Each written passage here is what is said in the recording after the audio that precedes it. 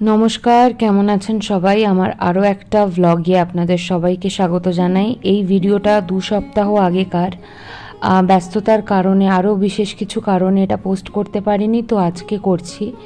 তো এটা হচ্ছে আমার রান্না করার দিন, উইক অফ। এটা ছিল নুন হলুদ রসুন কোয়া ছাড়ানো, পেঁয়াজ চৌকো চৌকো করে কাটা, আদা কোয়া এক টুকরো, শুকনো লঙ্কা লাল লঙ্কা সাদা সর্ষে আর লঙ্কা গুঁড়ো, এই ছিল উপকরণ। আমি বাজার থেকে মাছ কিনেছিলাম, যেটা একটা বিহারি পদে আমি ভেজেছিলাম, যেটা আমার একটা বান্ধবী ছিল এখানেরই, খুশবু বলে, যে বিহার থেকে ছিল, ওর থেকে এটা শেখা। তো আমি একটা রুই মাছ নিয়েছিলাম বাজার থেকে, আস্ত রুই, ওটা কাটিয়ে এনেছিলাম। আর যে মশলাগুলো দেখিয়েছিলাম শুকনো, এগুলো পেস্ট করে নিয়েছিলাম ভালো করে, অল্প একটু জল দিয়ে একদম মিহি করে পেস্ট করে নিয়েছিলাম। এরপর সেই পেস্টটাই এই যে কাঁচা মাছটা ভালো করে ধুয়ে নিয়েছিলাম সেটাতে ভালো করে মাখিয়ে নেব। আর এই মশলাটা যখন আমি নেব, বা আপনারাও যদি কখনো এটা বাড়িতে করার চেষ্টা করেন, তাহলে এই মশলাটা বেশ সিংহ পরিমাণ, মানে কোয়ান্টিটিতে অনেকটা বেশি পরিমাণে নিয়ে নিতে হবে, যাতে মাছগুলো ভালোভাবে না সব দিক থেকে একদম ভালো করে কোটেড হয়ে থাকে, ঢেকে থাকে। আর এটা ভালো করে ম্যারিনেট করে এটা আমরা কিন্তু ফ্রিজে অনেকক্ষণ রাখতে হবে।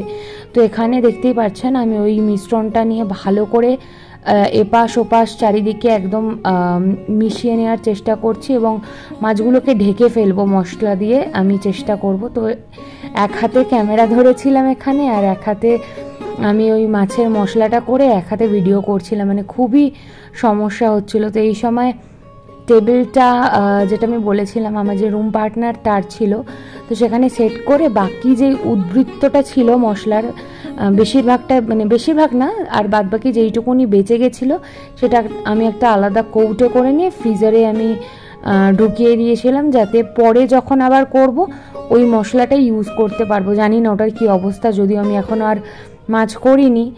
আর এই ভিডিওটা আপনারা আজকে দেখছেন মানে রবিবার, কিন্তু আমি ভয়েস ওভার দিচ্ছি আগের দিন মানে শনিবারে। তো এই গত বৃহস্পতিবার 15ই আগস্ট আমি নিজের জন্য অন্য একটা রান্না বানিয়েছিলাম, যেটা খুব সুন্দর হয়েছিল, কিন্তু ভুলবশত তার ভিডিও আর তোলা হয়নি, কারণ ওই রান্নাটাও খুব হটকারিতার মধ্যে হয়েছিল। হুট করে ঠিক করলাম 1:30-2 নাগাদ যে আমি বাজার থেকে কিছু জিনিস এনে দিনটাকে, ছুটির দিনটাকে একটু কাজ না করে, হ্যাঁ, ভালো করে ইউটিলাইজ করি।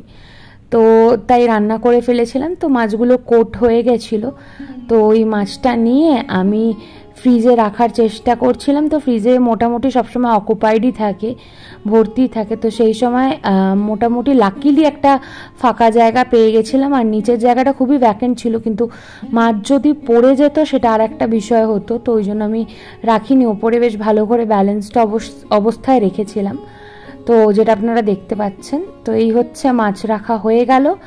আমি আবার ঘরে চলে যাব এরপর। আর ঘরে চলে যাওয়ার পর অসম্ভব ক্লান্তিতে একটু বিশ্রাম নিয়েই তারপর যেই মশলাগুলো আমি ইউজ করেছিলাম, যেগুলো বেঁচে ছিল, সেগুলো ভালোভাবে আমি, যাতে হাওয়া না ঢুকে নষ্ট না হয়ে যায়, ওই জন্য আমি ভালোভাবে মুড়ে একটা পাউচের মধ্যে রাখার চেষ্টা করছিলাম, এয়ারটাইট পাউচের মধ্যে। আমার কাছে যেহেতু গার্ডার ছিল না, বা আলাদা করে আমার কাছে যে খুব যে বাসনপত্র আছে এখানে তা নয়, মানে বলতে গেলে কিছুই নেই। তো মাঝখানে চলে এসেছিল ফোন, আমাদের অফিসেরই অন্য একটা ভার্টিক্যালের হেড, আফ্রিকার না, আমার ইন্টারন্যাশনাল প্রসেস, আর তার হচ্ছে ইন্ডিয়া। তো তার কল এসেছিলো, ভদ্রলোকের সাথে আমি কথা বলছিলাম। আর এদিকে কথা শেষ হওয়ার পর ঝুট করে গিয়ে, কি বলছি আমি, ঝুট করে গিয়ে যাক তড়িঘড়ি করে গিয়ে ফ্রিজ থেকে ওই যে ম্যারিনেটেড মাছগুলো ছিল, বেশ ভালোভাবে ওগুলো ম্যারিনেট হয়ে গেছিলো আর একদম টাইট হয়ে গেছিলো ব্যাটারটা, তো ওটা নামিয়ে নিয়েছি। তারপর এখানে ইন্ডাকশান নিয়েছি, ননস্টিক কড়াই নিয়েছি, আর সর্ষের তেল নিয়েছিলাম ফরচুনের, বেশ ভালো ঝাঁঝ এই তেলটার।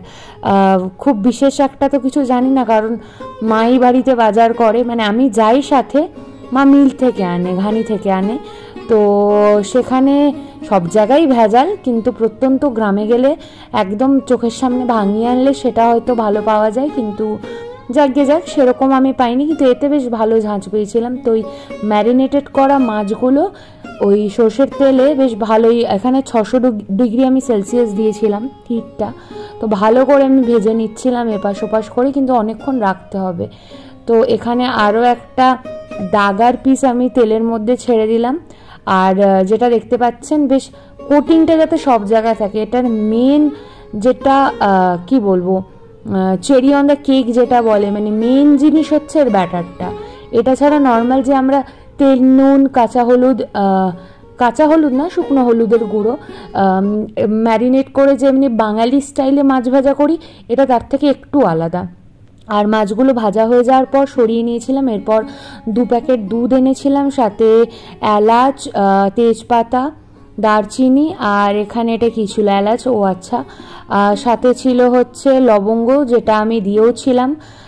প্রথমবার পায়েস করছিলাম, কারণ এই রান্নাগুলো সবই ছিল আমার রুমমেটের জন্য, কারণ ওর জন্মদিন হচ্ছে 6ই আগস্ট। তো যথারীতি 6ই আগস্ট মঙ্গলবার পড়েছিল, আর আমি থাকতে পারবো না কারণ আমার অফিস, তো ওই জন্য উইকেন্ড করে মোটামুটি ওর দেশের বাড়ি যায়, ওর যেখানে বাড়ি সেখানে যায়।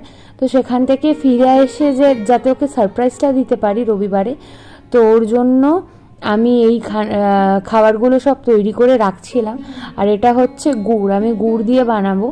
আর ওখানে দুধটা আমি ওই কড়াইটা বেশ ভালো করে ধুয়ে মেজে আমি নতুন করে রেখেছিলাম, নতুন করে মানে পায়েস বানানোর মতো। তো এখানে দুধটা ভালো করে জাল দিচ্ছি, আর অদ্ভুতভাবে দুধটা না বেশ ভালো ঘন, আর খুবই সুবিধা হয়েছিল আমার করতে। আর চাল নিয়েছিলাম এখানের একটা সামনেই মুদি দোকান মতো একটা দোকান থেকে। চালটা আমাকে, আমি প্রথমে ভেবেছিলাম কি না কি চাল দিচ্ছে, কিন্তু আমাকে একদম ঠকায়নি, খুব ভালো চাল দিয়েছিল। এই যে দেখছেন চালটা আমি আগে থেকে ভিজিয়ে রেখেছিলাম, আর একটা মাপ নিয়েছিলাম, জেনে নিয়েছিলাম আমার বড় পিসের থেকে। তো সেই মাপটার ওপর বেস করে আমি দুধের মধ্যে চালটা দিয়ে দিয়েছিলাম, একদম মাপে মাপে, খুব ভালো হয়েছিল, না পাতলা না একেবারে জমে যাওয়ার মতো, মানে একদম যেরকম হওয়ার কথা সেরকম। মানে জীবনে প্রথমবার আমি পায়েস বানাচ্ছি আর বানিয়েছিলাম। আমার বাবা দেখলে হয়তো, যদি থাকতো বাবা তাহলে খুবই খুশি হতো, কারণ আমার মনে আছে যে when I got my first ever mantra না from the institution I do follow, তো বাবার প্রথম বক্তব্য ছিল যে ঠিক আছে এবার বাড়ির পুজো, ঠাকুরের ভোগ তুই রাখতে পারবি, পায়েস রাখতে পারবি, আমার মনে খুব আনন্দ হচ্ছে। তো যথারীতি চিনির জায়গায় আমি এই গুড়টা দিয়েছি। আমার খুব ভয়, কারণ আমার বাড়ির মানে হেলথ হিস্ট্রিতে রোগের তালিকায় একটা সুগারের, একটা ডায়াবেটিকের একটা ব্যাপার আছে, একটা মেডিকেল রেকর্ড আছে। তো ওই নিয়ে আমার মা খুব কশাস, আমার বাবারও ছিল। তো এখানে তো সেরকম চিনি খাওয়া হয় না, দক্ষিণ ভারতীয়দের টেস্ট বাড হচ্ছে ঝাল, টক আর মানে নোনতা জিনিসের মধ্যে, ওরা মিষ্টি খুব কমই খায়। তো এখানে একটা আমি গুড় কিনে রেখেছিলাম অনেক আগে, সেই প্যাকেটটা সেদিনকেই কেটেছিলাম, কেটে গুড়টা দিয়ে দিচ্ছি। আর এখানে দেখতে পাচ্ছেন চাল সমেত যে দুধটা আমি মিশিয়েছি, বেশ টকবক করে ফুটছে। আর এই যে গুঁড়ো দুধ দেওয়ার যে গল্পটা না, এটা অ্যাকচুয়ালি দেওয়ার একটা নিয়ম আছে, সেটা হচ্ছে গরম একটু জলে এই গুঁড়ো দুধটাকে গুলিয়ে মিশিয়ে দিতে হয়। কিন্তু আমার কাছে যেহেতু অত বাসন বা সরঞ্জাম নেই, এটা আমি ওইভাবে মিশিয়েছি। আর যদিও এটা আমার ট্রিক না, আমার এক পিসি আছে, রীতা পিসি, তার থেকে এটা ব্যক্তিগতভাবে শেখা। আর তার হাতের পায়েস তো অনবদ্য, মানে যে কোনো রান্নায়, মানে তার হাতে সত্যি মনে হয় স্বয়ং লক্ষ্মী আছে, লক্ষ্মী অন্নপূর্ণা আছে, মানে এত অপূর্ব সুন্দর রান্না করে। তো এই লবঙ্গগুলো দেওয়ার চেষ্টা করেছিলাম, দিয়েও দিয়েছিলাম। তো সবাই দেখে ভয় পেয়ে গেছিলো, যাদেরকে ছোট ছোট ক্লিপ পাঠিয়েছিলাম এই পায়েসের। কিন্তু খেতে কিন্তু মোটেই খারাপ হয়নি, আমার বান্ধবীদেরও খাইয়েছিলাম, সবারই রিভিউ খুবই ভালো ছিল। তারপর শেষে নামানোর আগে এই 5 মিনিট মতো আগে এই কাজু আর কিশমিশগুলো বেশ পরিমাণ মতো ছড়িয়ে দিয়েছিলাম। আর এই কাজু কিশমিশগুলো ফেরার সময় আমার বড় পিসি আমাকে দিয়ে দিয়েছিল, কারণ আমার রাতে না খিদে পেলে আমি একটু ফল বা কাজু কিশমিশ ড্রাই ফ্রুট যদি কিছু থাকে আমি একটু চিবিয়ে নিই, মানে মিডনাইট ক্রেভিং হলে, তাতে মানে খারাপ কিছুও খাওয়া হলো না, শরীরের ক্ষতিও হলো না, এদিকে মনটাও বেশ ভরে গেল। এই হচ্ছে ঘটনা। আর এখানে বেশ ঘন হয়ে আসছে, চারিদিকটা লেগেও যাচ্ছে, মানে হয়ে আসার দিকে। চালটা আমি মাঝখানে মেপে মেপে দেখছিলাম, মেপে মেপে না, ওই খুন্তির ওপর তুলে তুলে একটু হাত দিয়ে দেখছিলাম যে কতটা কি হওয়া দরকার। এখানে হয়ে গেছিলো, তো যথারীতি আমি একদম হিটটা বন্ধ করে দিয়েছিলাম আর এটাকে ঠান্ডা হওয়ার জন্য রেখে দিয়েছিলাম। এই হচ্ছে আমার সেই দিনকার রান্নার কাণ্ড। আর এই প্লেটটা আমি সাজিয়েছিলাম তনুশ্রীর জন্য, আমার রুমমেট। তনুকে প্রথম আমি পায়েস খাইছি, কারণ পরমান্ন হচ্ছে আমাদের বাঙালি মতে সব জায়গায় তাই একটা মানে খুব পবিত্র জিনিস, এবং এখানে ওর এক্সপ্রেশন দেখতেই পাচ্ছেন, ও খুবই মানে আপ্লুত খেয়ে খুবই পছন্দ হয়েছে ওর। আর এরপরও মাছ ভাতটাও খাবে, তো সেটা এক্সপ্রেশনটা আমি তুলিনি যদিও। আর এখানে ওর মায়ের সাথে কথা বলছিল। ও আচ্ছা, এই ভিডিওতে আছে, আমি নিজে এই দেখুন নিজে তুলেই নিজে ভুলে গেছি যে কি তুলেছি না তুলেছি। তো ওর থেকে ভ্যালিডেশন চাইছিলাম যে কীরকম লাগছে না লাগছে। যথারীতি ও এখানে খাচ্ছিল, আর মানে ও খুব কিউরিয়াস। আর লাকিলি আমার রুমমেট তো আমার মতনই বেরিয়ে গেছে, তো ও খুব পিকি যেহেতু, মানে আমি দেখতে চাইছিলাম যে ওর কীরকম লাগে। তো যথারীতি ও ভালো করে মেখেও মানে মুখে নিয়ে গ্রাসটা দেখার চেষ্টা করছিল যে weather is it A yes or not. তো আমিও সেটা দেখার জন্য বসেছিলাম।